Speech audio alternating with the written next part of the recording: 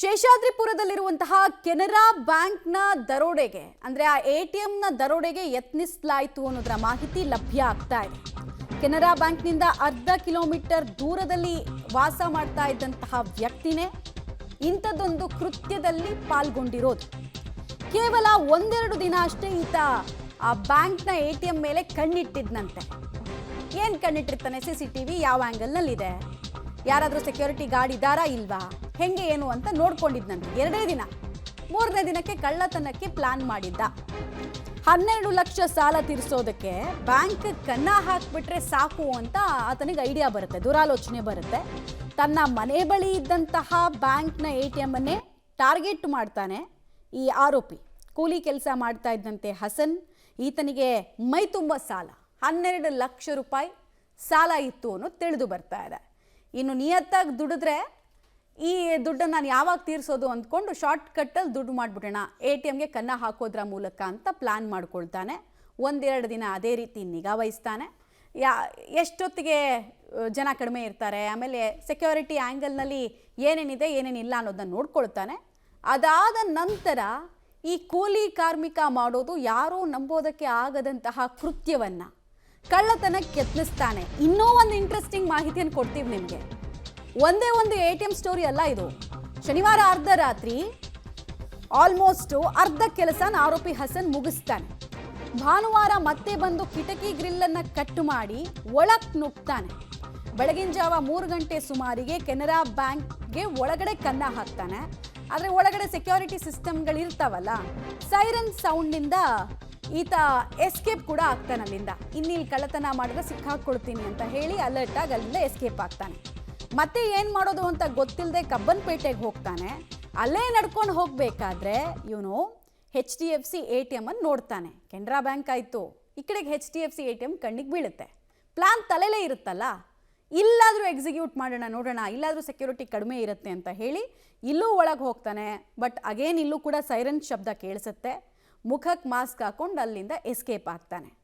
ಈತ ಮುಖಕ್ಕೆ ಮಾಸ್ಕ್ ಹಾಕಿದ್ರು ಕೂಡ ಆರೋಪಿಯನ್ನು ಪತ್ತೆ ಹಚ್ಚಿ ಆತನನ್ನು ಜೈಲು ಪಾಲ್ ಮಾಡುವಲ್ಲಿ ಪೊಲೀಸರ ಮಿಂಚಿನ ಕಾರ್ಯಾಚರಣೆ ಕೂಡ ಇಲ್ಲಿ ಸಾಥ್ ಕೊಟ್ಟಿದೆ. ಪದೇ ಪದೇ ATM, ಬ್ಯಾಂಕ್ ಎಲ್ಲವೂ ಕೂಡ ದರೋಡೆಗೆ ಈಸಿ ಟಾರ್ಗೆಟ್ ಆಗ್ತದೆ. ಡೀಟೇಲ್ಸ್ ಕೊಡ್ತಾರೆ ಪ್ರಕಾಶ್ ಬೇರೆ ಸಂಪರ್ಕದಲ್ಲಿ. ಪ್ರಕಾಶ್, ಹಿಂಗೆ ಒಂದಲ್ಲ ಎರಡು ATMಗಳಲ್ಲಿ ಪ್ರಯತ್ನ ಪಡ್ತಾನೆ ಅಂದರೆ ಈತನಿಗೆ ಯಾವುದೇ ಕ್ರಿಮಿನಲ್ ಚಟುವಟಿಕೆಗಳು ಇರಲಿಲ್ವಾ ಅನ್ನೋದು ಒಂದು ಪ್ರಶ್ನೆ ಬರುತ್ತೆ. ಯಾಕಂದರೆ ಒಂದ್ಸಲ ಹಿಂಗೆ ಮಾಡ್ಕೊಂಡು ಸಿಕ್ಕಾಕೊಂಡ್ಬಿಡ್ತೀನಿ ಅನ್ನೋ ಭಯಕ್ಕೆ ಇನ್ನೊಂದ್ಸಲ ಆತ ಟ್ರೈ ಮಾಡಲ್ಲ. ಸೊ ಈತ ಯಾವುದಾದ್ರೂ ಕ್ರೈಮ್ ಮಾಡಿ ಹಿಂದೆ ಸಿಕ್ಕಾಕೊಳ್ಳದೆ ಇರೋದು ಈತನಿಗೆ ಇನ್ನಷ್ಟು ಪ್ರಚೋದನೆ ಕೊಡ್ತಾ ಅನ್ನೋ ಅನುಮಾನ ಸಹಜವಾಗಿ ಬರುತ್ತೆ. ಪ್ರಕಾಶ್, ಖಂಡಿತವಾಗ್ಲೂ ಕೂಡ ಈಗ ಈ ಒಂದು ಹಸನ್ ಮೇಲೆ ಅಪರಾಧ ಪ್ರಕರಣಗಳು ಏನಾದರೂ ಇದೆಯಾ ಈ ಹಿಂದೆ ಅನ್ನುವಂಥದ್ರ ಬಗ್ಗೆ ಪೊಲೀಸರು ಕೂಡ ತನಿಖೆಯನ್ನು ನಡೆಸ್ತಾ ಇದ್ದಾರೆ. ಆದರೆ ಸದ್ಯಕ್ಕಿರುವಂಥ ಮಾಹಿತಿ ಆತನಿಗೆ ಯಾವುದೇ ಕ್ರಿಮಿನಲ್ ಆ್ಯಕ್ಟಿವಿಟೀಸ್ಗಳಲ್ಲಿ ಭಾಗಿಯಾಗಿರಲಿಲ್ಲ ಅನ್ನುವಂಥದ್ದು ಗೊತ್ತಾಗ್ತಾ ಇದೆ.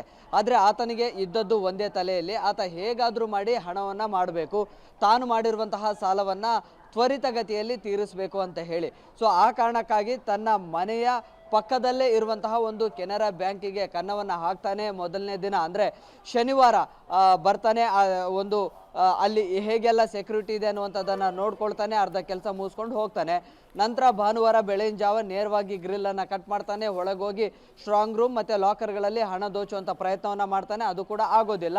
ಸೊ 2 ದಿನ ಕೂಡ ಫೇಲ್ಯೂರ್ ಆಗುತ್ತೆ. ಅದರಿಂದ ಒಂದು ರೀತಿಯಲ್ಲಿ ನಾನು ಏನು ಪ್ಲಾನ್ ಮಾಡಿದ್ದೆ ಅದು ವರ್ಕೌಟ್ ಆಗಲಿಲ್ಲ ಅನ್ನುವಂಥ ಬೇಸರದಲ್ಲೇ ಇರ್ತಾನೆ. ಮತ್ತು ಅದೇ ರಾತ್ರೋರಾತ್ರಿ ಮತ್ತೆ ಕಂಪ್ಲೀಟು ಸುತ್ತಾಡ್ತಾನೆ ಇರ್ತಾನೆ. ಸೊ ಸೋಮವಾರ ಕೂಡ ಬೆಳಗಿನ ಜಾವ ಒಂದು 3 ಗಂಟೆ ಸುಮಾರಿಗೆ ಕಬ್ಬನ್ಪೇಟೆ ರಸ್ತೆಗೆ ಹೋಗ್ತಾನೆ. 4 ಗಂಟೆಯ ಸುಮಾರಿಗೆ ಅಲ್ಲಿ HDFC ATM ಕಾಣುತ್ತೆ ಆತನಿಗೆ. ಸೊ ಅಲ್ಲಿಗೆ ಹೋಗ್ತಾನೆ. 2 ಸಲ ಆ ATM ಅನ್ನು ದರೋಡೆ ಮಾಡೋದಕ್ಕೆ 2 ಸಲ ಟ್ರೈ ಮಾಡ್ತಾನೆ.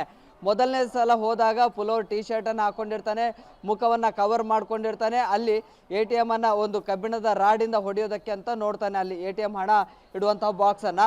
ಸೊ ಅಲ್ಲಿ ಕೂಡ ಸೈರನ್ ಆಗುತ್ತೆ. ಸೈರನ್ ಆಗ್ತಾ ಇದ್ದ ಹಾಗೆ ಮತ್ತೆ ವಾಪಸ್ ಹಿಂದಕ್ಕೆ ಬರ್ತಾನೆ.